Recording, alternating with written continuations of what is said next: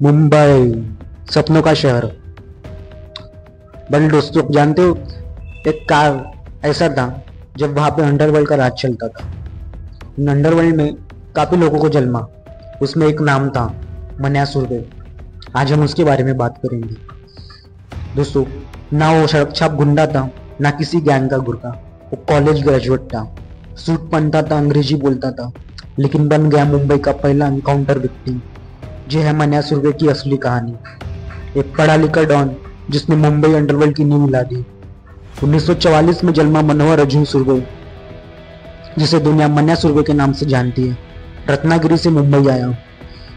वो एक होशियार और पढ़ाई में तेज छात्र था। उसकी जिंदगी में अपराध का कोई नामो निशान नहीं था। कीर्ति कॉलेज से बीए की डिग्री शानदार नंबरों के साथ पूरी की। उस दुनिया में किसी अजूबे से कम नहीं था, लेकिन किस्मत को कुछ और ही मंजूर था। 1970 के दशक की शुरुआत में मन्या पर एक मर्डर का झूठा इल्जाम लगा, जिसमें उसके सुतेले भाई भार्गव दादा भी शामिल था। उसे उम्र कैद की सजा सुनाई गई। यही था उसकी जिंदगी का टर्निंग पॉइंट। जिस सिस्टम ने उससे न्याय नहीं दिया, उसी सिस्टम ने उसे बदल डाला। जो छात्र जेल गया था वो वहीं मर गया, और जो बाहर आया वो एक गैंगस्टर था। वहाँ ज्यादातर कैदी उम्मीद खो बैठते हैं, वहाँ मन्या ने हार मानने से इनकार कर दिया।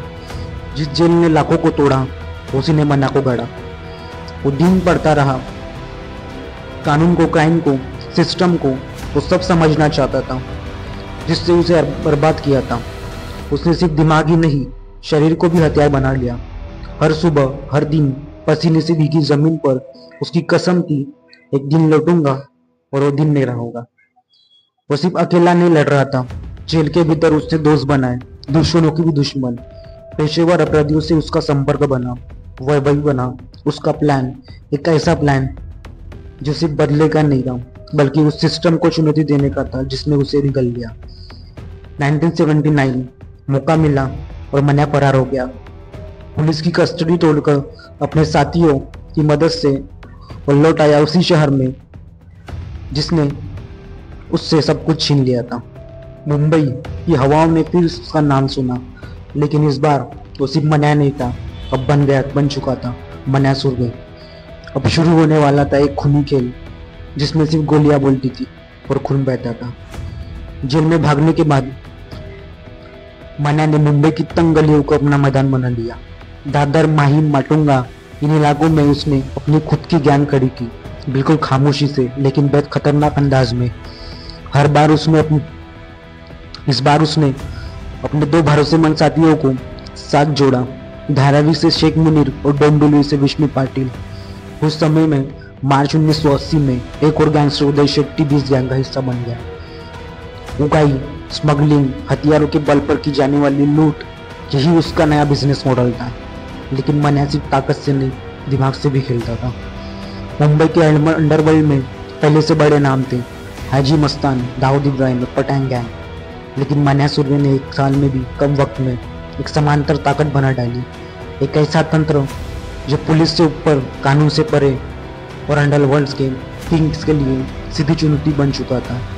वो अब सिर्फ एक गैंगस्टर नहीं था, वो बन चुका था एक नाम, एक डर जो पूरे शहर में गूंजता था। 1980 की शुरुआत सालों में मुंबई के अंडरवर्ल्ड पर दो नाम राज करते थे, पठान गैंग और एक नया उभरता चेहरा, डी कंपनी, जिसकी कमान थी दाऊद इब्राहिम के हाथों में। लेकिन एक नाम सबको सीधी चुनौती दे रहा था, मन्या सुरभि। वो ना झुका ना रुका। मन्या ने दाऊद और पठानों को आंख में आंख दिलाकर जवाब दिया, और फिर जो हुआ वो था एक खूनी खेल की शुरुआत। शहर में गोलियां चलने लगी, दिन दहाड़े शूटआउट्स, सुपारी किलिंग्स, घात लगाकर हमले अब भी आम बात हो चुकी थी। मन्या की कहानी अब डर नहीं, आतंक बन चुकी थी।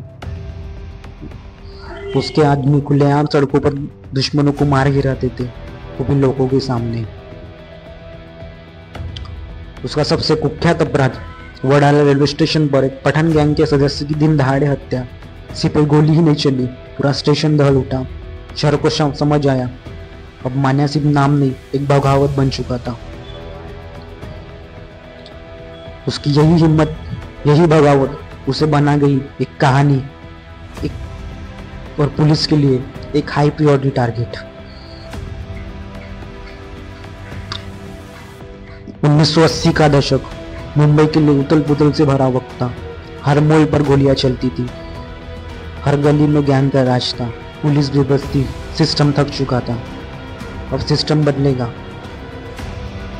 डीसीपी वाईसी पवार के नेतृत्व में एक स्पेशल टास्क फोर्स बनाई गई, सिर्फ एक मिशन के लिए, मुंबई के आतंक को खत्म करना। 11 जनवरी 1982 मुंबई पुलिस को खबर मिली कि मन्या बड़ाला इलाका में दिखाई दिया है। पुलिस ने बिना वक्त गवाए पूरा इलाका को घेर लिया। वो पल आया जिसे इतिहास ने हमेशा के लिए दर्ज कर लिया।